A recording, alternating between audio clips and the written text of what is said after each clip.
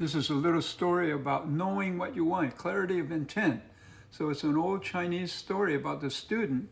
He was a playboy and he didn't work hard. And anyway, there was a big exam coming up. And in China, if you don't pass this exam, boy, you're going to be a second-class citizen and a lower level of works ability to work and so on. So you really had to pass this test. Anyway, so everybody was sweating it except him. He was just kind of playing around. And finally, it got to him that, he really has to pass this test, but he had a way to game the system. And so he knew of this wise sage right outside the village. So he took the train and went to it like a couple of days before the test. And he finally waits in line, and finally he gets this big chance in front of this big, the sage. And they say, "How can I help you?" And he says, I gotta pass this test. It's so important. And the big part of it I know is the essay. That's like over half of it is based on the essay. So I want to write the most transcendent, mind-blowing essay that'll just blow their minds. That is so good. And the sage kind of listened, and then finally he said, "Okay, here, take this." And he gives him a leaf, and he says, "Put this leaf," and he wrote a little mantra on it, blue on it, and then he gave it to the student. "Put this under your pillow as you sleep 2 days before the exam, and on the day of the exam, put it under your test papers, and then you write like normal."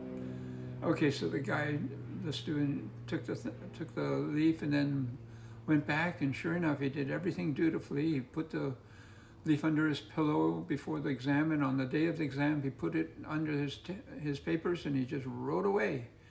My God, his ideas were just flowing. Everything was coming out like poetry. His ideas were so cogent. It was transcendent visions and ideas. And anyway, he even finished ahead of time, and he handed it in, proud of himself. He could game the system and really prevail.